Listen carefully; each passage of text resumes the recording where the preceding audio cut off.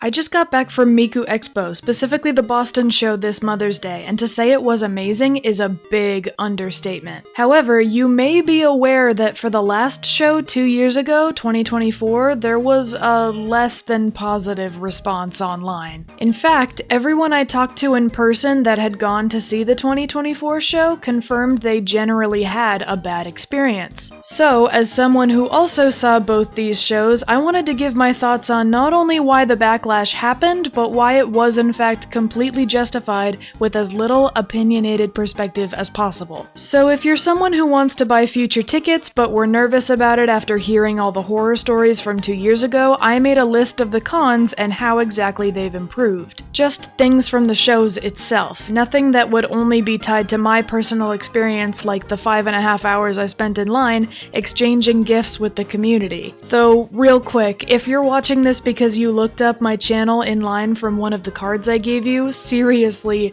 thank you so much. You don't understand how much that helps. But anyway, these are the topics I think are the most important to go over. First, and most importantly, is the TV. In 2024, they made a giant decision to stop using holograms and start using a TV to project the performance on stage. Now, this on its own, I'm sure would have caused an uproar, but I don't think it would be nearly as bad if, 1, they announced this change before ticket sales went up, which they did not, and 2, if the screen was big enough to not limit the overall show. Now, if you don't know, every song that's ever been performed has one set animation of whatever characters sing it. Sometimes they have to run far side to side, and sometimes they have songs that fit all 6 Kryptoniloids onto the stage. The screen Miku Expo 2024 ended up with could only fit a max of like 2 characters with not nearly enough room for them to roam around, making a ton of songs locked out of performing. Was this fixed in 2026? Yes, absolutely. The new TV screen, while still not a hologram,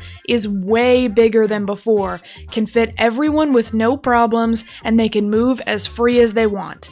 I do also want to say that when I went to both of these shows, I purchased tickets in pretty much the same area of the Wang venue, way in the back left balcony. At the 2024 show, it was a little bit difficult to see, but for 2026, crystal clear, and I don't have the best vision. On this topic, we can talk about how the stages themselves incorporated the TV and the general setting around it. In 2024, another big complaint about the TV was that it looked like a TV. It didn't make the characters feel like they were really there like the holograms did. You could see the outline of it easily, with lights shining behind the screen, and it was bordered with neon strips that almost highlighted that they weren't really there. What else? The live band playing next to the screen on either side were in cages for seemingly no reason. I could barely see them at all. Finally, there are little neon signs scattered higher up to fill empty space, but they never change except to turn off and back on at drops. Let's compare all that to 2026, and holy shit, it's so much better. The TV is still visible, but the way it's framed makes it feel a lot more like they brought a 3D box for them to really dance in rather than pasting them onto a flat plane, if that makes sense. The band is clearly visible, and the surrounding is loaded with not just screens that change to be specific for every song, but also neon rings that mimic speakers and a Wi-Fi tower in the middle, which are both so fitting, and I'll say why later. Now, let's talk about the songs themselves. It's hard to compare setlists when there are millions and billions of Vocaloid songs out there. Everyone likes something different. I know I love songs not many care about, and I know other people beg for songs to show that I'd rather not see. All that to say that I think we all generally agree that this setlist was just way better.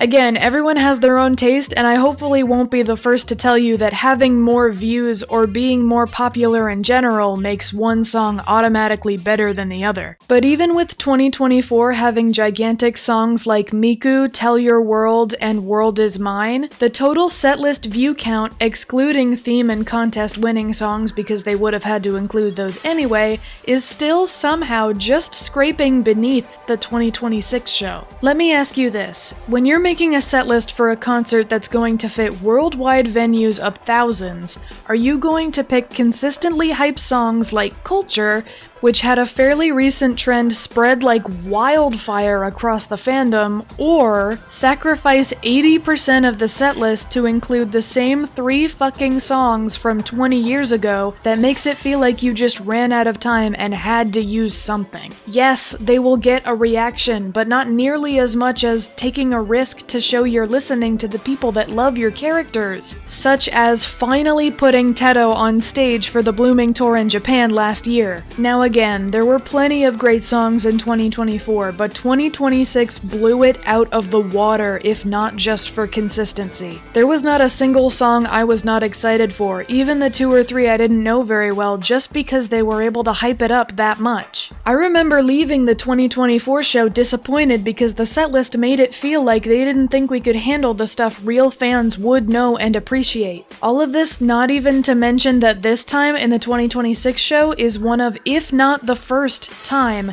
that they've ever picked songs that actually fit with the Expo theme. Sweet Magic, Amazing Dulce, Drop Pop Candy for the theme Sweet Treats. This time felt like they put a lot more love and care into the show, and they took advantage of the bigger screen, showing many songs with multiple characters, including Decorator, which brought every Kryptonloid out for the encore. However, there's one thing about this setlist that made me just over the moon, and it was the fact that characters other than Miku were shown twice as much or more than in 2024. Here are the numbers.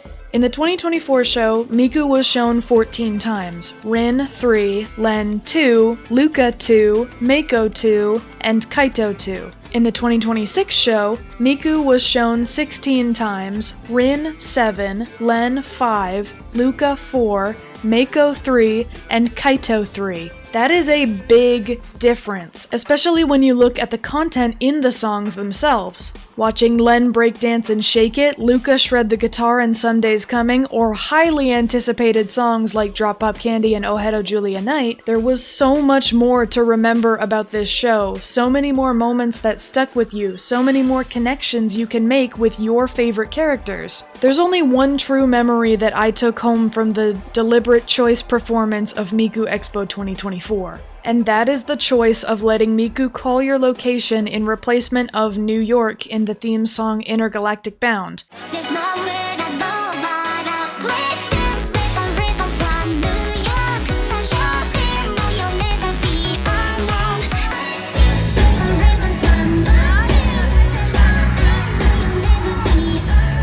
When I rewatch clips, I still tear up. I can't think of any better way to make that song so special. However, that brings us to the theme song for Miku Expo 2026. I mentioned earlier these neon rings and the tower in the background. When Connect Commune finally played, the rings would change color to the other Kryptonloids as they spoke in the background, and the tower shows Miku actively connecting with them. Also, before the song starts, you get a little moment of her being interrupted by a voice message notification, which is just so cute and reminds me a lot of the mic cut moment before Viva Happy, an incredibly iconic moment in Miku concert history. Okay, I think I've said all there is to say about the show.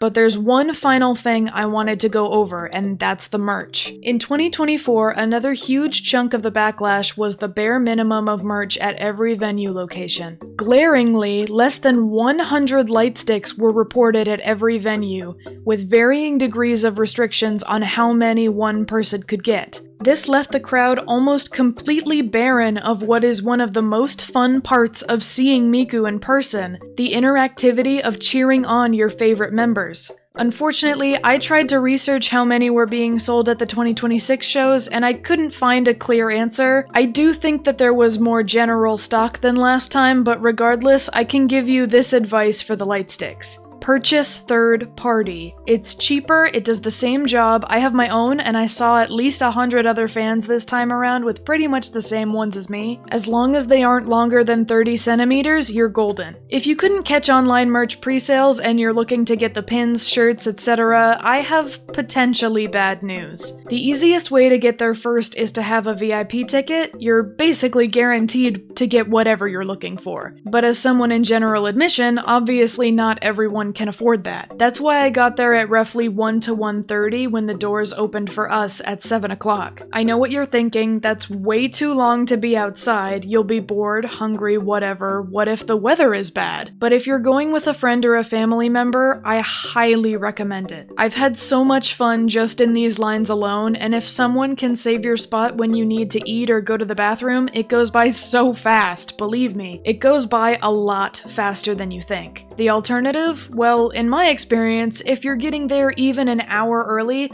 you're pretty much at the back of the line. For reference, the line for the Wang Theater merch stand ended up being this. Go up about 2 or 3 flights of stairs, the same stairs people are taking to find their seats. Then, once you're in the end of the line, follow them back to the main floor. Now go down 2 more sets of stairs and dip into a room on the right.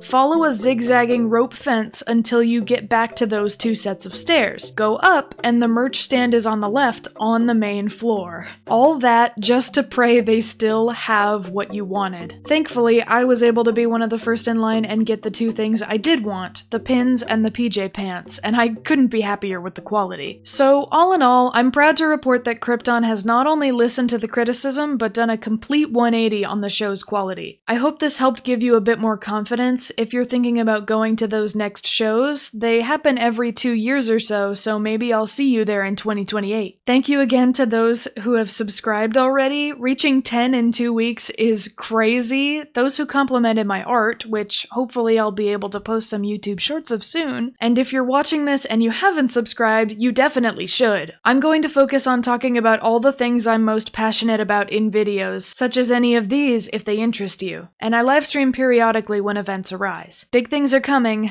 I'll see you then.